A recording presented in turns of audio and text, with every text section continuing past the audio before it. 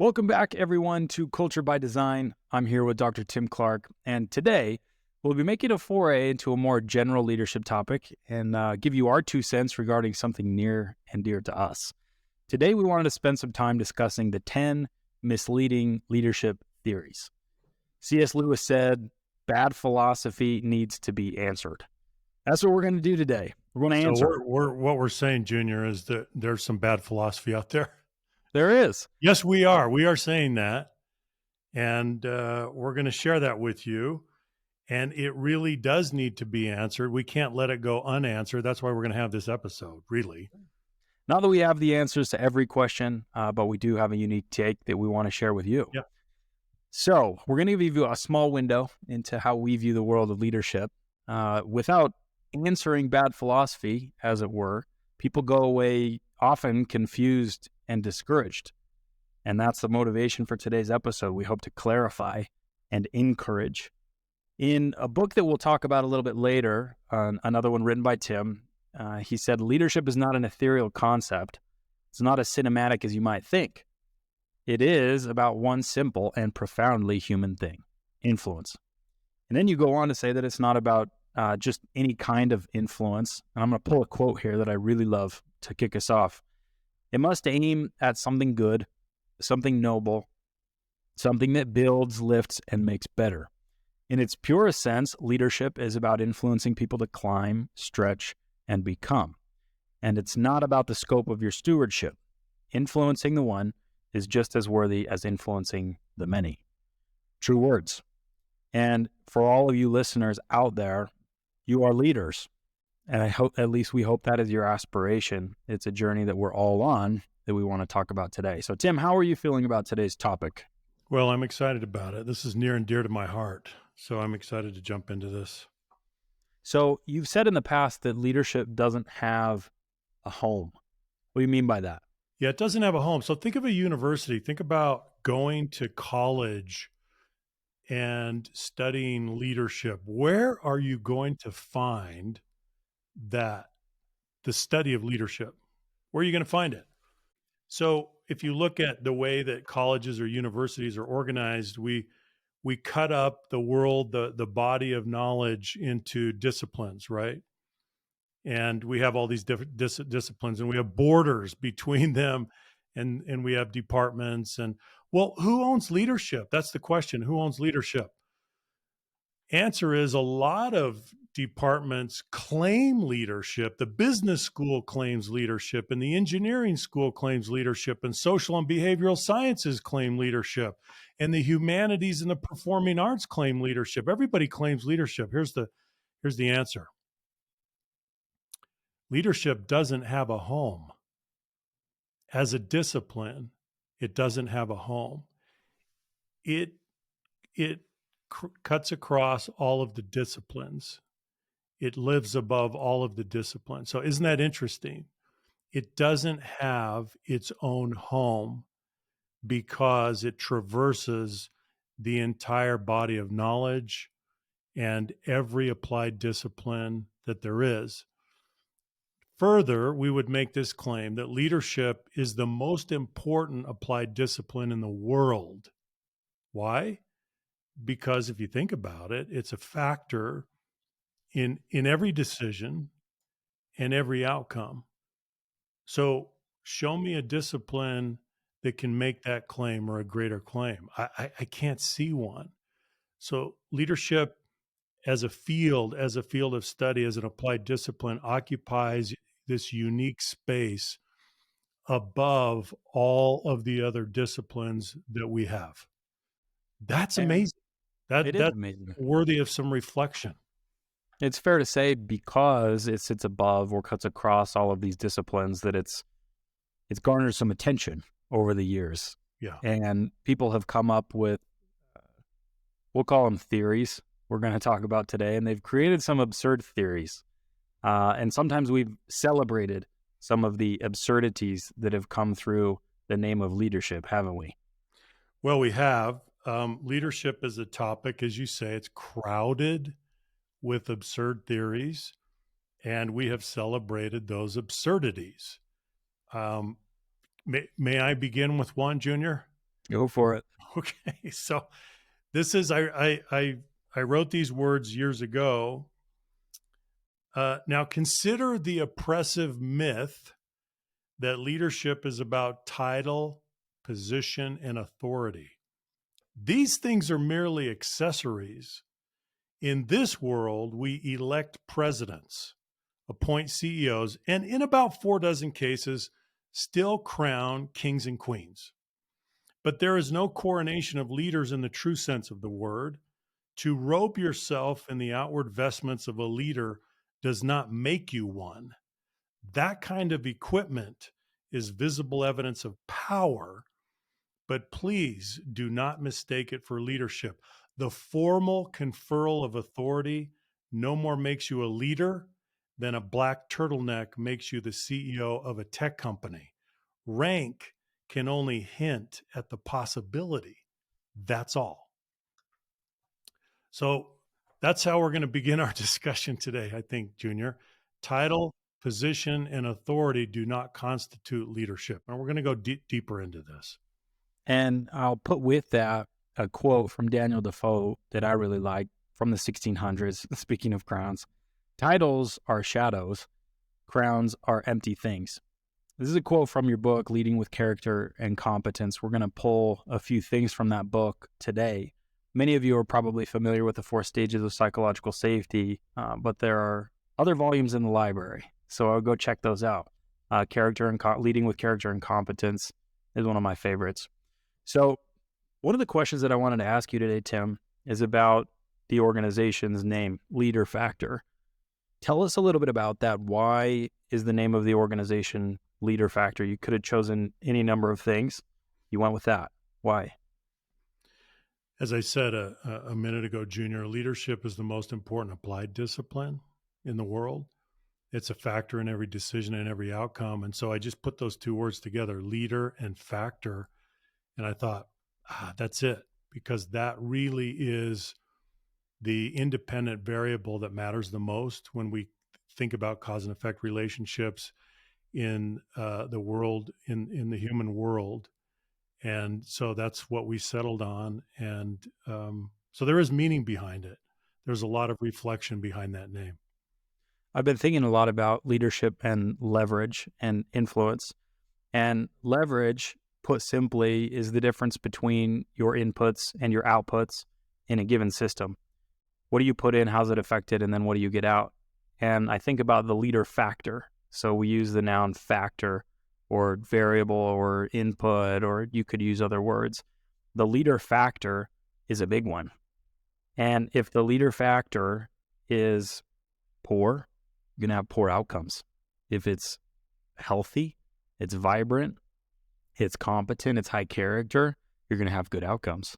So what is leadership then? If it's not titles and crowns, Thomas Mann said, order and simplification are the first steps toward the mastery of a subject. I love that quote. So we need something simple. And you put forward that leadership is influence, and we've talked about that quite a bit. So then the question is, how do you exercise leadership, or how do you exercise influence? How do you generate positive influence? And what we've come back to time and time again is the primary mechanism of modeling behavior. And your example is the way that you live and breathe, the way that you behave every day. That is the most effective lever that we have. And there's a quote that I want to read from Albert Bandura. Most human behavior is learned observationally through modeling. From observing others, one forms an idea of how new behaviors are performed, and on later occasions, this coded information serves as a guide for action. So much of what the average person knows about leadership comes from what leadership they've seen. And if that's been good, chances are the coded information is good and healthy. If it's been poor, chances are it's poor. And that's important. It may seem basic, but I was thinking about that for just a little bit. If you haven't been exposed to high quality leadership, it's probably mysterious to you. Or it could be, and perhaps this is more likely, that you define it differently than we would. Let's put it that way. And so I think that that's part of the purpose of today's episode, is to dispel some of the myths surrounding leadership and to debunk some of these theories so that we can all get on the same page, or at least have a common definition of what leadership means. Wouldn't you say? Yeah, let's come back to, you said that leadership is primarily about modeling behavior. It's about example. This highlights the distinction between showing and telling. So ask yourself the question, which one is more powerful in teaching you leadership? Those that show you how it's done, or those that tell you how it's done? And clearly, as we talk to people, interview people, watch people, showing is a more powerful way to teach leadership than telling. And often there's a gap. There's a knowing doing gap that we have anyway, right? We're not showing based on what we know. And so that leads to then cynicism, pessimism. We get jaded about it. And so we need to think about how powerful showing is versus telling as we teach leaders.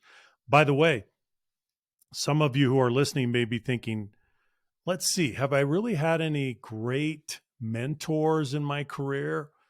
And chances are that you've had maybe some, but not a lot. You may also think to yourselves, well, I've had some leaders that have taught me by modeling the opposite of what to do. We call that reverse modeling. And ironically, that can be a very powerful way to learn leadership. It's ironic, it's paradoxical, because they're teaching you the opposite of what to do. But if you're paying attention, you can see their modeling behavior, and then you can see the consequences of that modeling behavior. And you can say, based on that cause and effect relationship, you can say to yourself, that doesn't work very well. I don't think I'm going to do that. That's reverse modeling. So we do see a lot of that in life, and we have to pay attention to that. But again, showing is much more powerful than telling. So we're going to go through 10 things that you may have seen reverse modeled, as Tim said. Yeah. And after we go through these 10 things, we're going to come back to the core principles of leadership. We're going to talk about character and competence, and we're going to talk about the spectrum of influence that we have, from manipulation to coercion, and then the healthy middle. So let's dive into these 10 misleading leadership theories. The first one is that leadership is about charisma. If you have... Junior, may I just, before we jump right into that first one, I want to talk a little bit about the pattern that we see in society. Over the years, and you may be able to relate with this, we jump from one leadership superstition to another, right? We are bedeviled by trends and fashions. We've changed the hues and views to fit the situation. We've made leadership oftentimes overly complicated, and we keep hatching these theories that are they're not accurate. And so we're going to go through 10 that are misleading in many ways. So I just want to kind of set the stage for jumping into these 10. So here we go. Number 1, leadership is about charisma. If you have personal magnetism, dash, and style, you are a leader. I see this one everywhere, where people think that charisma and leadership are synonymous. They're not.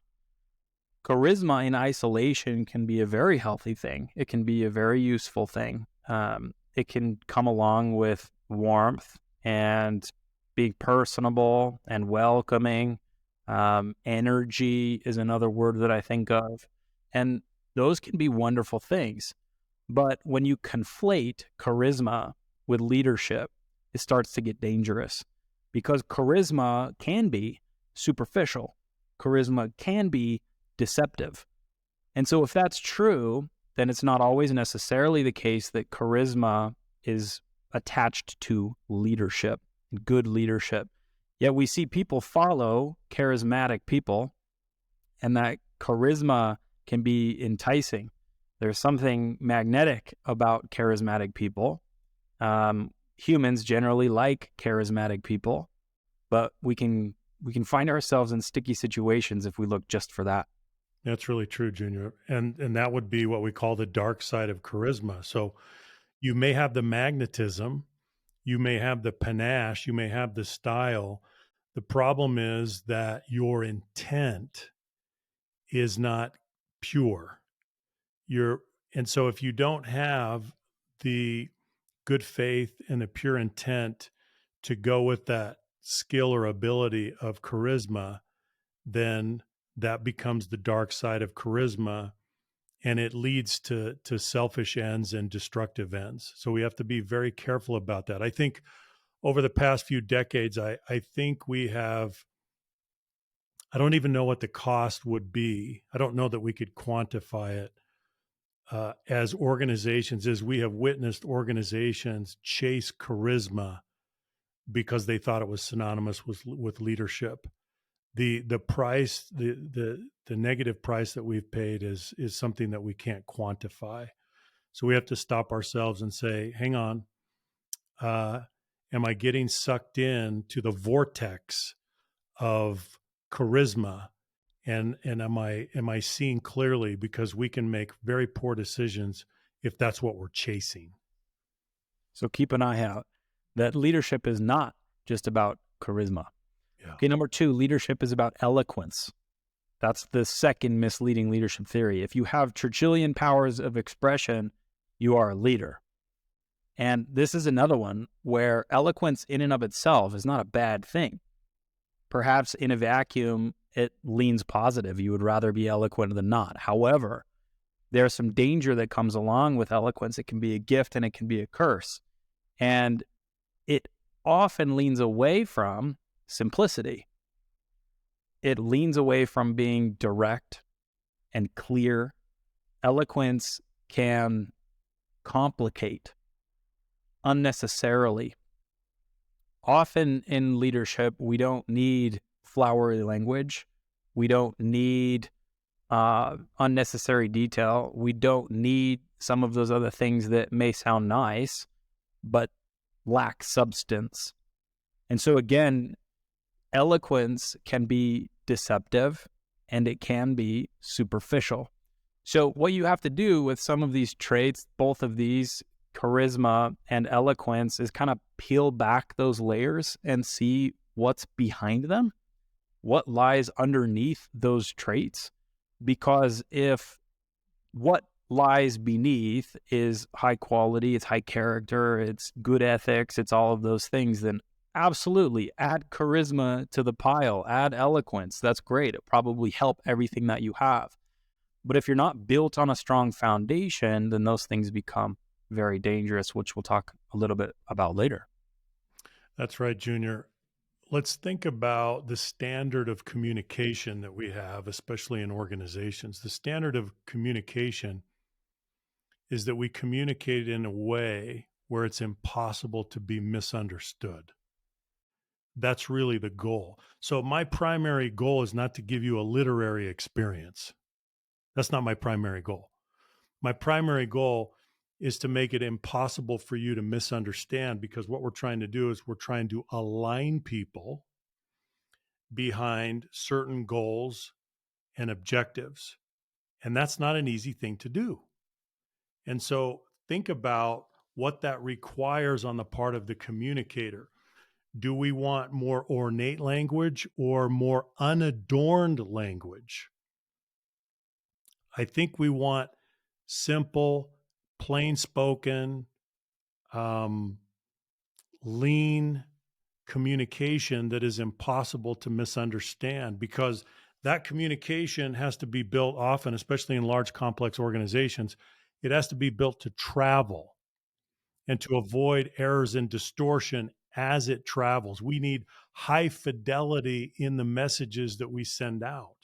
So, remember that old term? What does high fidelity mean? High fidelity means as close to the source as possible. So, what was originally recorded and intended. Yeah. The lower fidelity, the farther away from the original recording we move. And the same is true in your messaging. And so I love the point about scalability. It needs to be able to travel. That's something that I think I personally underappreciated in the past. And I'm seeing that simpler is 99 times out of 100 better, especially in the organizational context. Now, you have to understand some of my background. I love literature. I love some flowery language every once in a while. I love Thomas Hardy. Many people would read Thomas Hardy and said, well, that could have been said in a paragraph, and it was 20 pages. Different job that we're doing. And so if in an organization, your objective is not entertainment, but alignment, your tools change, your inputs change. You make different decisions because the objective is different, naturally. And so when you put together communication, think about that. Is this going to travel? More recently in our organization, we've been asking ourselves the question, how does it translate in a literal sense? Okay, we've got all of these languages that we need to account for. So when we put something on paper, does this translate? Is there some cultural nuance attached to this that's going to be a liability in translation?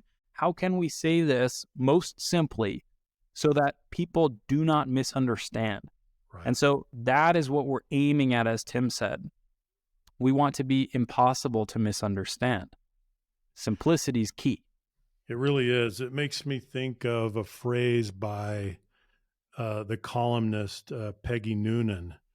She said, often what we're looking for is a masterpiece in compression. And I love that because we have to wring it out. We have to wring out our language.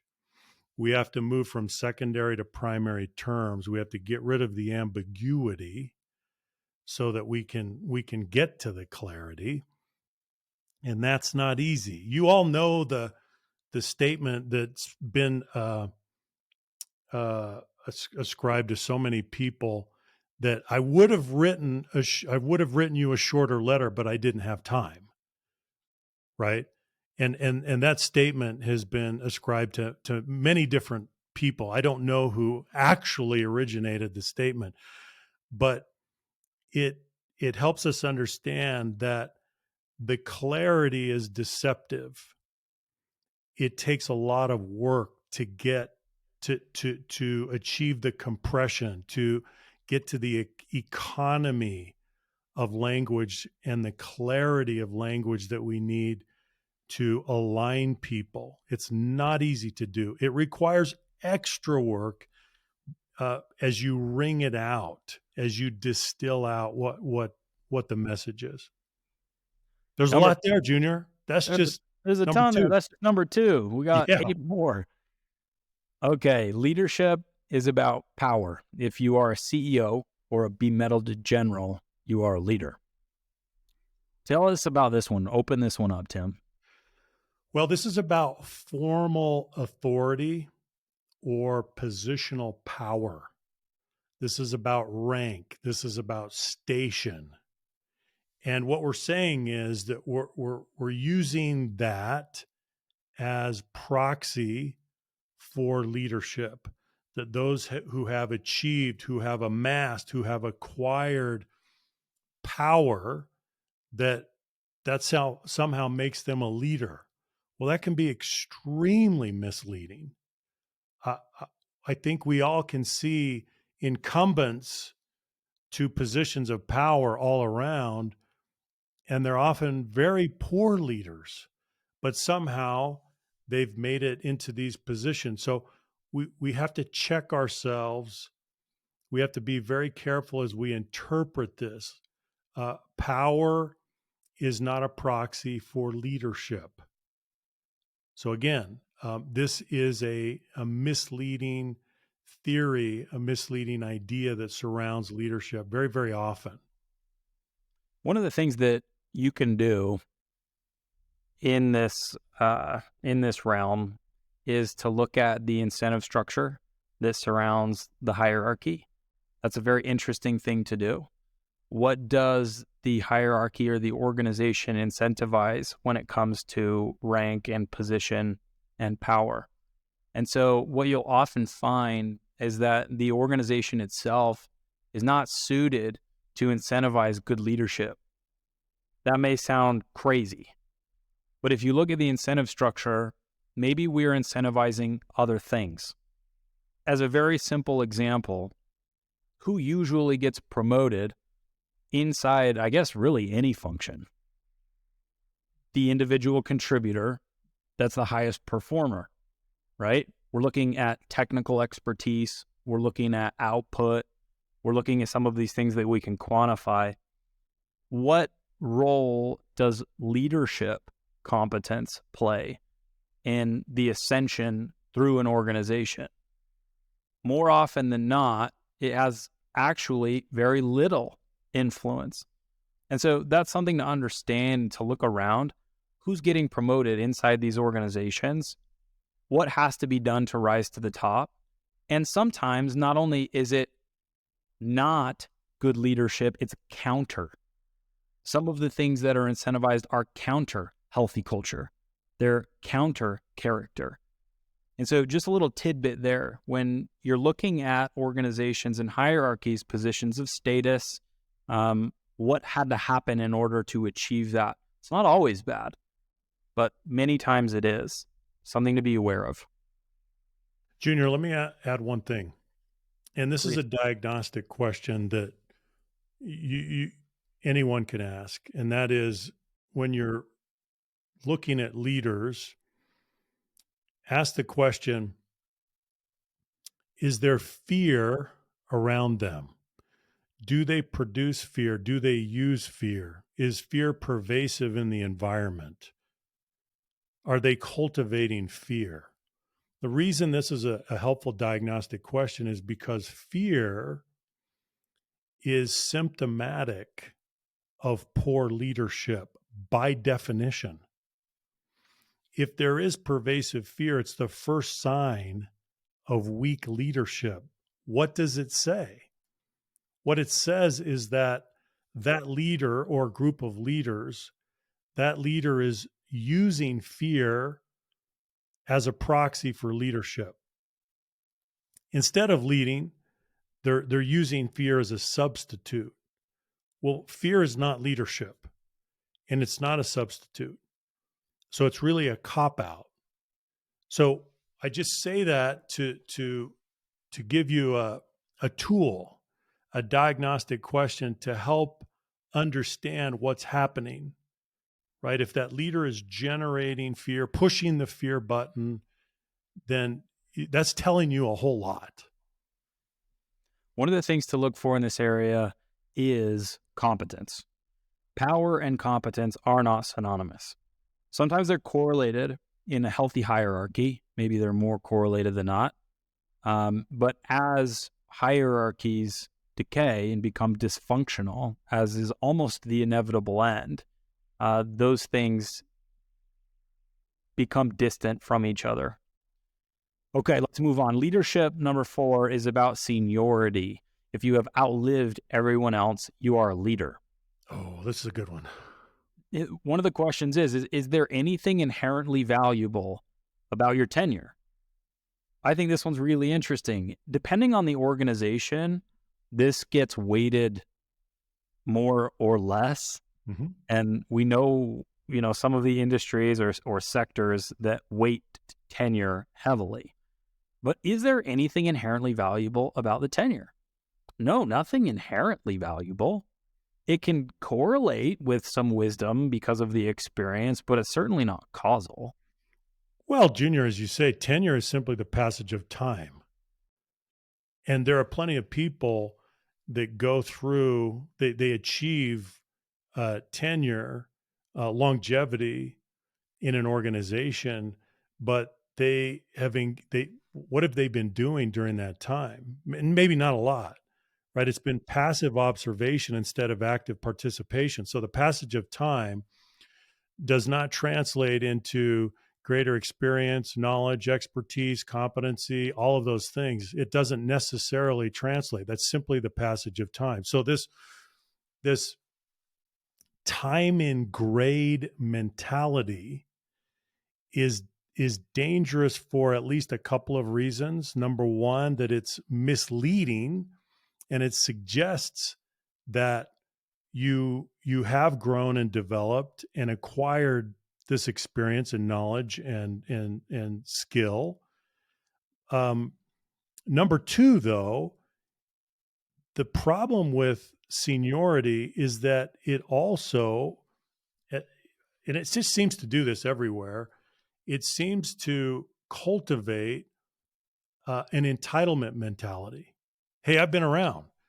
I've got 10 years in. I'm 15 years in. I'm 31 years in. There's an entitlement mentality that seems to come along with seniority. This time in grade, as if you're entitled to certain things.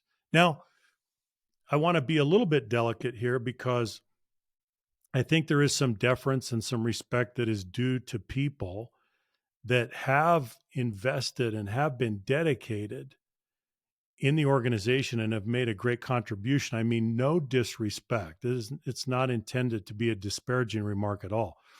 All I'm saying is that you can also see the negative side of this where seniority does lead to an entitlement mentality, and yet the experience and the knowledge and the wisdom and the judgment, it's not there. Right. There's a Stephen Covey quote I really love. He says, some people say they have 20 years experience when in reality they have 1 year's experience repeated 20 times. Yeah. And so that could be the case. It could be the case that you have 20 years experience and you've been actively engaged across those 20 years. In that case, deference to you, right? We're going to listen. If you've repeated 1 year 20 times, maybe not so much. So take tenure with a grain of salt. Well, you're in a state of equilibrium. That's right. That's your choice. But you're kind of stuck, and you're in a cycle of obsolescence, and you're probably very worried that you're going to be found out. Yeah. That's what happens there, because you're being overtaken by events and the context around you. Okay. Number 5, leadership is about scale. If you work on the important issues of the day, you are a leader. Tell us about this. This is a good one, isn't it? This is very interesting. So what we're saying is that by virtue of the fact that you're working on some important scalable issue, then by extension and by affiliation and by association, you are a great leader, right? And I think there's a natural tendency for human beings to associate scale with leadership.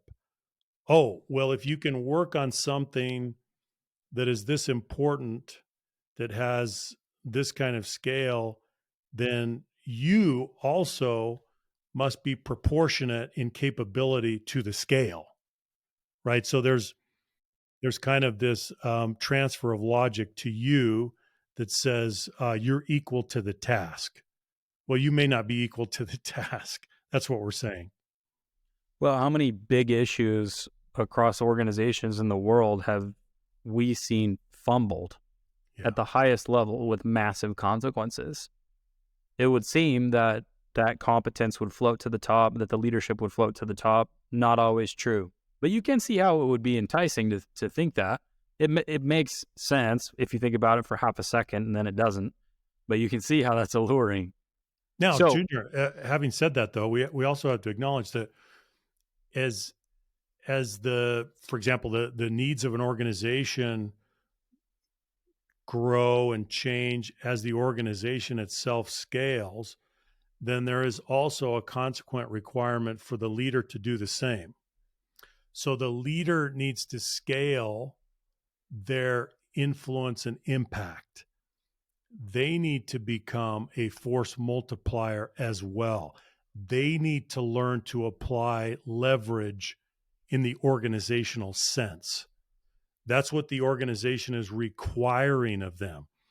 That's what organizational scalability requires of the individual leader. But what we're saying is that's not necessarily the case, even though the organization needs that, right? Yeah.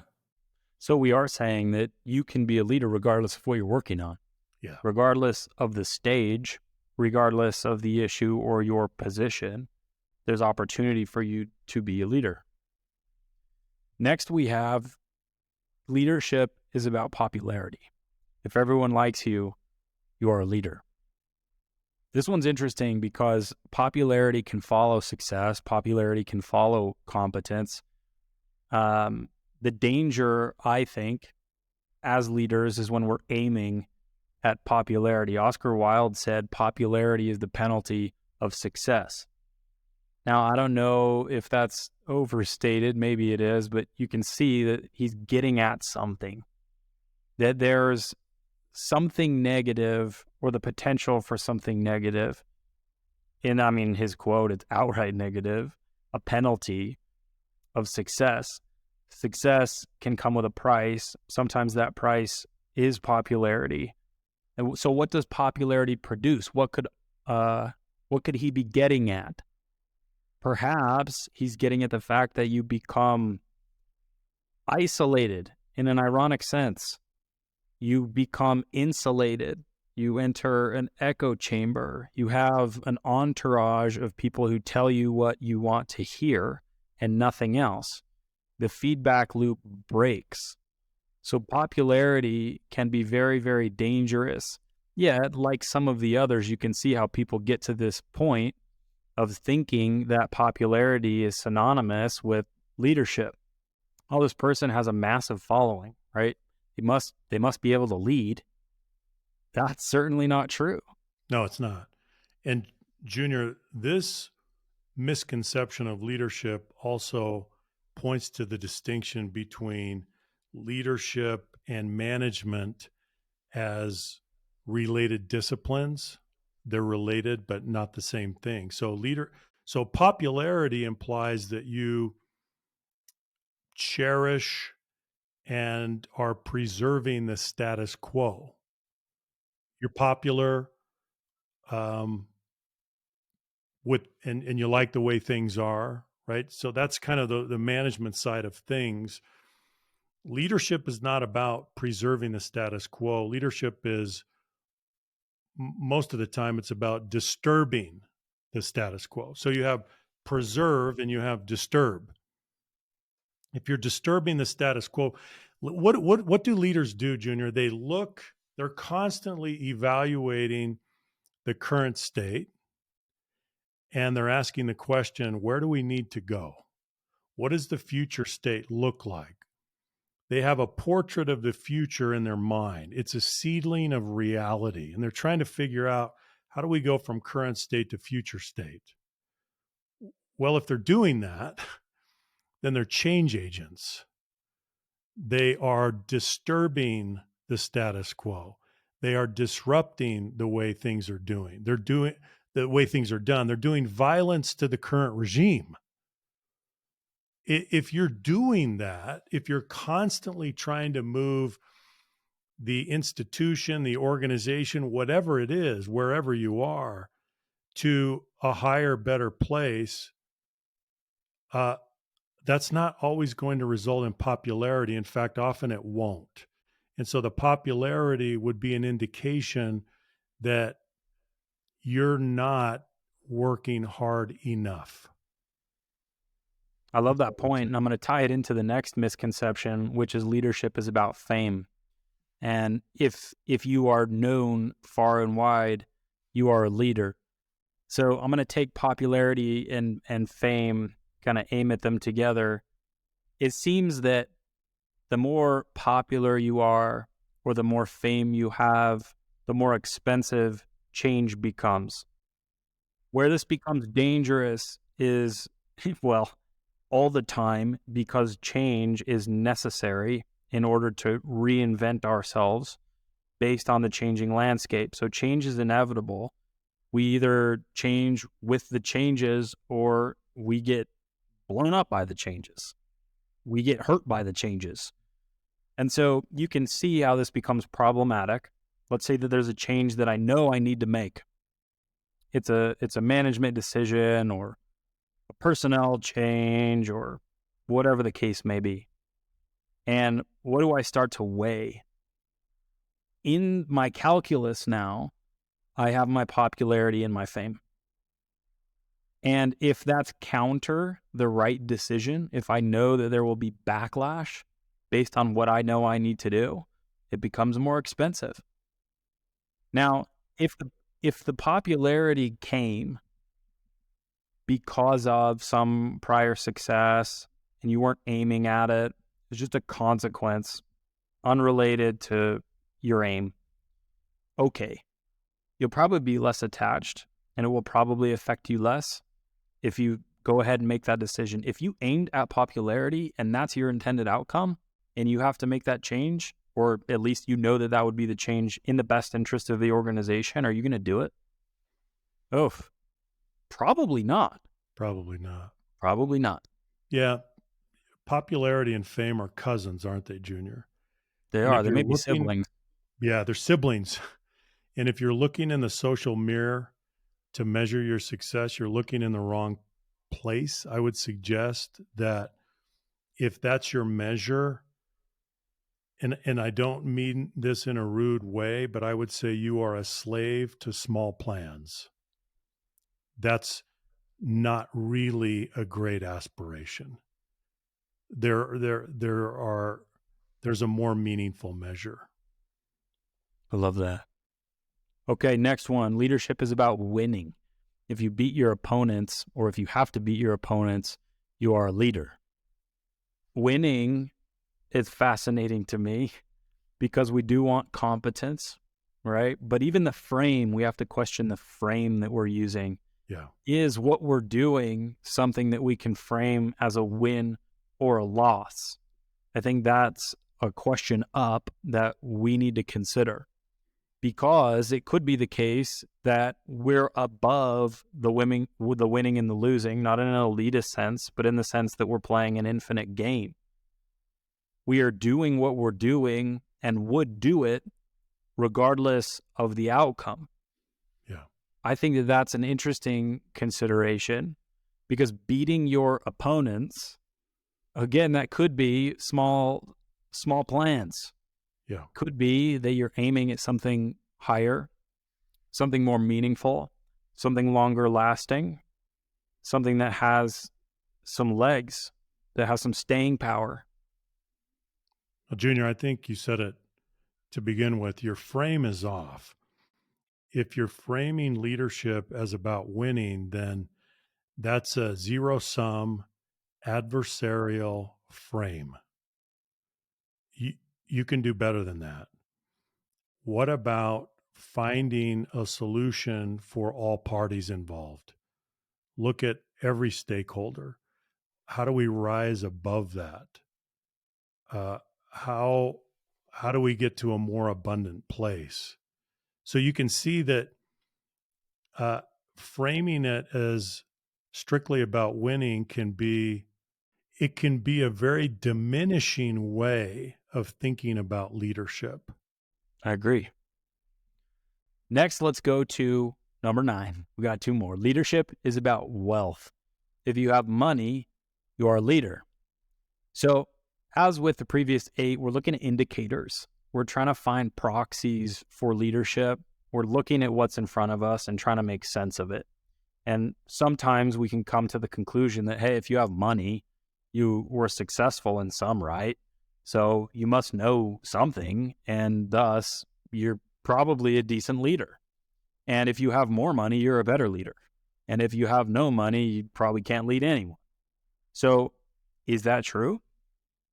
It's a cop out. It doesn't require a lot of critical thinking. But when you unpack that, you start to see, no, wealth is not a proxy for leadership. You look at the effect that even luck has. We hesitate to talk about this in this arena because it's hard to point at. You can't look at 10 billionaires and say, well, luck was, all 3 of the successes of the 10 were attributable to luck. Luck plays a role in every single outcome all the time for all of us, and we can't quantify it and we can't point at it. And so it could be that the wealth is just luck, or it could be that it's competence, or it could be any number of things, but it's impossible to be definitive. And so to say that it's synonymous with leadership, big mistake. Well, Junior, I think an argument in favor of that is this notion, this concept of the serial entrepreneur. How many of those really are there? How many successful Yeah, serial entrepreneurs have we seen? it's a very rare thing. It's a very rare thing. Yeah, there's almost no such thing as a serial entrepreneur. There are a few, but with rare exception, it's a species that does not exist. So what does that tell you? That tells you that success, that when we're highly successful in a monetary or a temporal sense, that there are many factors at work that we don't have control over. And so the windfall may come from being in the right place at the right time. Yeah. The windfall may come from the fact that you are working with colleagues that are brilliant and that made some things happen that you could never do. So the disproportionate relationship between cause and effect that now makes you wealthy, you can't, it's never monocausal. It's never you. It's a constellation of factors that are working together. And so we just have to be really careful about oversimplifying the interpretation of wealth as a reflection of leadership. Yeah. It makes me think in simple terms, if you could do that, be a successful serial entrepreneur, it would have to be replicable. In order for it to be replicable, you would have to understand the causal chain, and you would have to understand which inputs need to go into the system. Yeah. We can't do that. And that debunks the entire thing. Okay, next, leadership is about education. This is our last one. If you are degreed and credentialed, you are a leader. So again, we're looking at artifacts, we're looking at what's in front of us, and sometimes we're saying, oh, you have the degree, you have this credential, therefore you must be a leader. Yeah. Dangerous. Very dangerous. Junior, we've done a lot of work, as you know, in the healthcare industry, in the healthcare space. And if you walk into any hospital, there's a hierarchy. It's an interesting cultural dynamic that seems to prevail in almost any large hospital, where you have this pecking order, and you have the neurosurgeons and the cardiothoracic surgeons at the top, and you've got the scrub techs at the bottom. And now I'm oversimplifying, but it's so interesting because in healthcare, it's a credentialed environment. And that is as it should be, because we need credentialed and certified people to be able to perform clinical services. And we need to be able to verify that they know how to do that. But what happens is we stretch the notion of credentials based on education to the domain of leadership. We're cross-applying that logic, and we're saying, oh, well, if you're credentialed, if you're highly credentialed, then again, by extension, you must be a great leader. Well, unfortunately, that's just not true. Now, it may happen to be the case that you are also a great leader, and that would be fantastic. But it's not, that doesn't necessarily follow. And so we find a lot of highly credentialed people in every field, across every industry, in every segment of society. They're highly credentialed, but they don't know how to lead. they struggle with that. And so we just need to check ourselves and understand that we cannot cross apply educational credentials and again use them as proxy for leadership. So there are our 10, the 10 misleading leadership theories. And one of the things I want to point out and qualify at the end of this portion is that these things that we've talked about in isolation are not bad. Charisma is not bad. Eloquence is not bad. Power, seniority, scale, popularity, fame, winning, wealth, and education. Those are not bad things. But if you use them as proxies for leadership, if you think they are synonymous, that's where the problem lies. Yeah. So we want to move into what is leadership, what is healthy influence, and we want to give you some tools to think about that may help. Each of us is trying to become a leader, become a better leader, and gain healthy influence. So in the next section here, we want to talk about the spectrum of influence, and I'll lay this out if you can picture it in your mind's eye. On one end of the spectrum, we have manipulation. This is influence through deception, and the goal is to obtain advantage. It could be mild and well-meaning. It can also be predatory and destructive. Tim, as you say, we're using tricks. I really like that language. Yeah. We're being tricky. Yeah, we're being tricky. We're trying being deceptive. Mm-hmm. Right? Yeah. On the other end, we have coercion. This is influence by force, pressing people into service, muscling our way to achieve our aims. It's power tools. So think about those two things on the ends of the spectrum: manipulation, tricks; coercion, power tools. Obviously, we don't want either one of those. We have seen what happens when we lead with those things, or when we influence with those things, I should say. So those are illegitimate forms of influence. And if you're using either of those, you've abandoned any form of legitimate influence. And sometimes they can be mild. Maybe you're not pegged out at either end of the spectrum and you're leaning toward the middle. But what lives in the middle, Tim? What lives in the middle? Well, every legitimate form of influence lives in the middle. So think about this, listeners. If we're not reaching for power tools based on coercion, and we're not reaching for tricks on the other hand, based on manipulation, well, what do we have? What's left? Well, there's a lot of things that are left in the middle. Encouragement's left in the middle. Vision is left in the middle. Coaching is left in the middle. Logic, data, analysis is left in the middle. Compassion is left in the middle. Listening is left in the middle.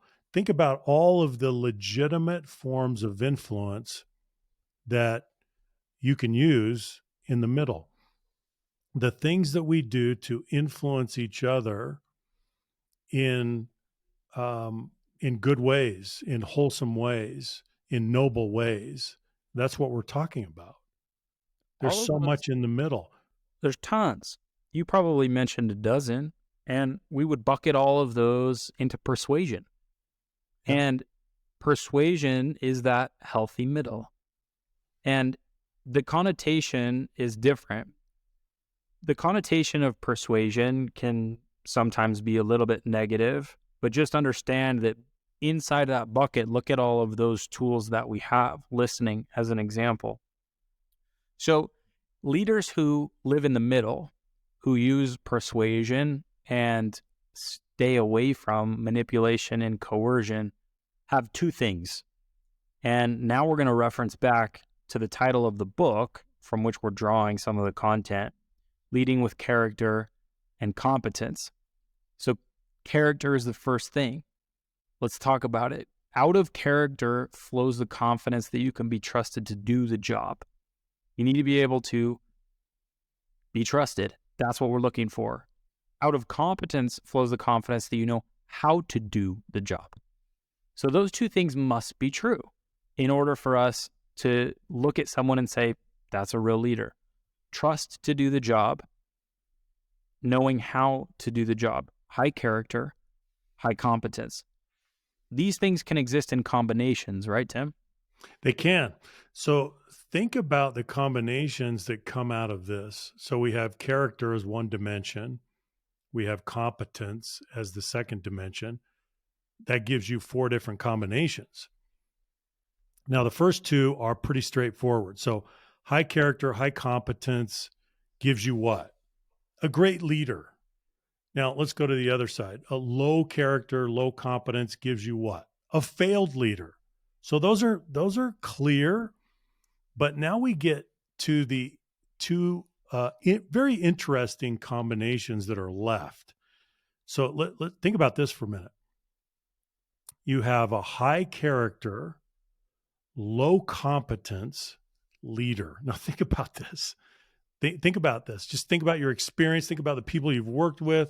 Think about the leaders that you've had. Think about your direct supervisors. A high character, low competence leader. What kind of leader is that, Junior? What would you say? At best, a nice one. We can go to lunch, but I'm not going to put anything in front of you that has much risk involved. I'm not going to lean on you. I'm not going to put myself in a position where I need to rely on you. Mm-hmm. I can't depend on you because I know that, or at least I'm not confident that the quality will be there. And so, we can associate, but this is not somebody who I'm going to put in my corner.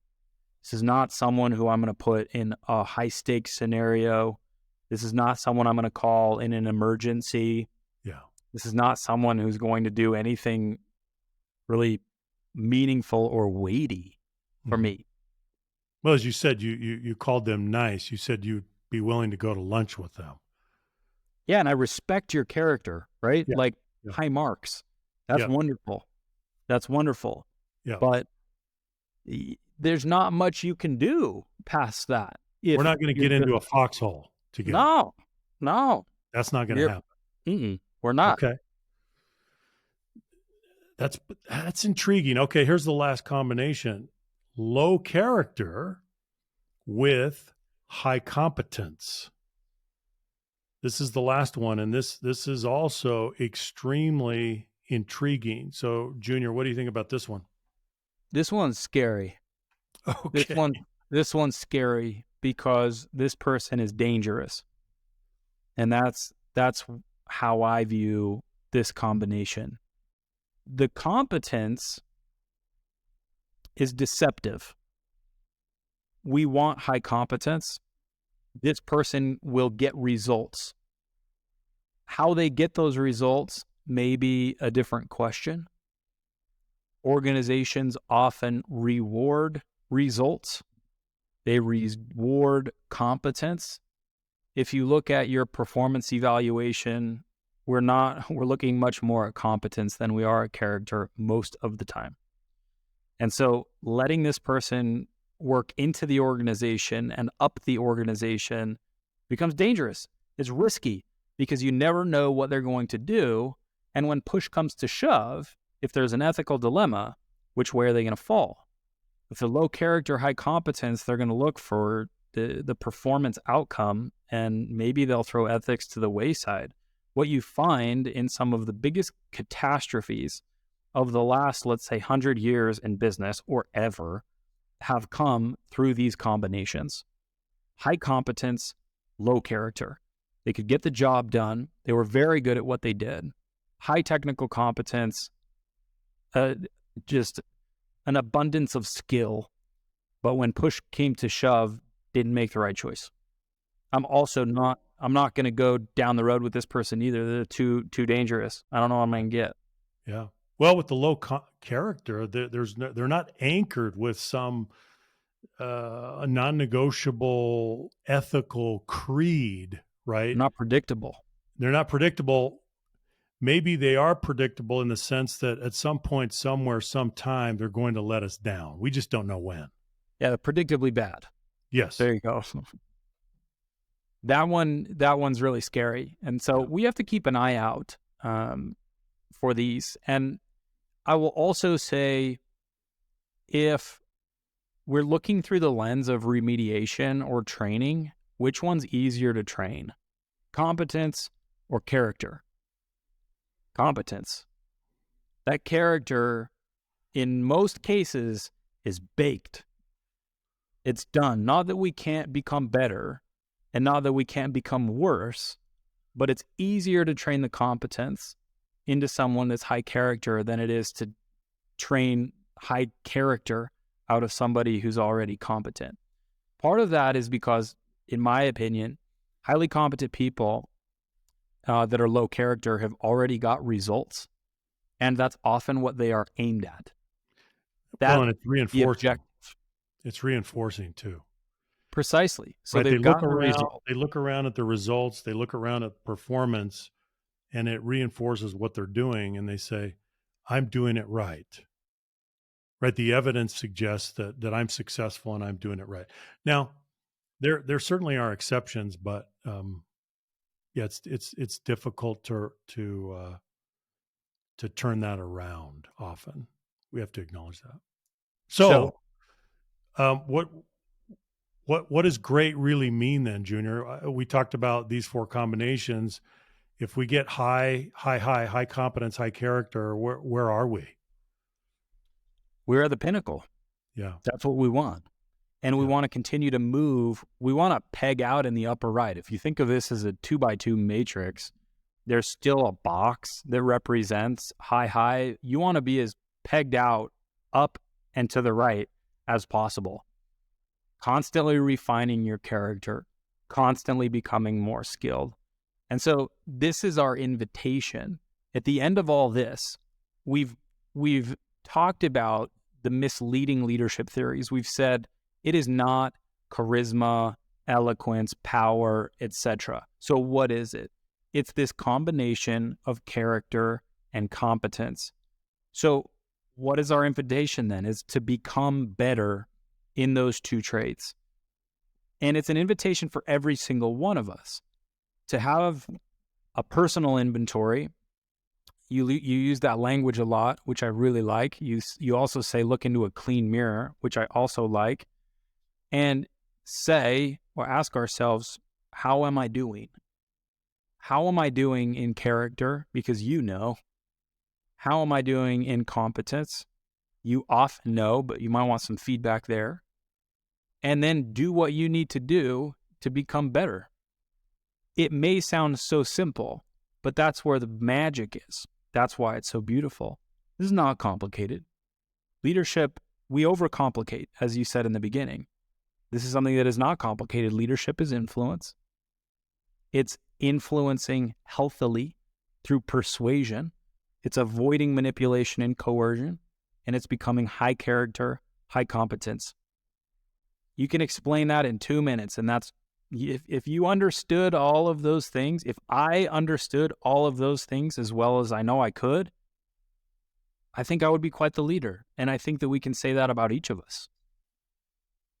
yeah. I agree, Junior. We're trying to get to a place, right, where there's no duplicity, no intimidation, no fear, no threats, no betrayal on the character side. We don't have any of those things. And then on the competence side, we're getting better. We're getting a little bit better every day. We're acquiring knowledge and skill and experience and judgment. And that's really an incremental process. It is a lifetime pursuit, but that's what we want to be doing. So as you enter the next day, the rest of your day, the following week, we hope that you'll keep these things top of mind. I'm going to try. We influence every day because we interact every day. We can't turn that off. We can't leave that alone. We're influencing inevitably. The question is how? How will you influence, and toward what end? So ask yourself that question and answer it, and then try and go be better. That's what we all need to do. The world is in desperate need of people who do that. We need leadership. There is a dearth of leadership, and we need to fill the void. We need to fill the gap. with people who are high character and high competence. So thank you all for listening, spending your time with us today. We know that you could spend it elsewhere. And hopefully you've learned a little bit more about leadership or understand the angle that we're taking. In the show notes, we're going to link the book, Leading with Character and Competence. If you haven't had an opportunity to check that out, we would highly recommend it. If you missed our previous series on psychological safety and the driver for increased demand, go ahead and check that out. We had really good response from those episodes. And with that, if you liked today's episode, we would love to hear about it. We know that it was a little bit different than the last few episodes. So if there's something that stood out to you, something that you'd like us to talk about next time, please leave us a comment and leave a review. Share with those that you think might find it valuable. Okay, Tim, that's it for me. Any final words from you? No. Let's go out and try to increase our character and competence and avoid the misleading theories about leadership. And I think we'll help ourselves. Love it. All right. Thank you, everybody. We'll see you next time.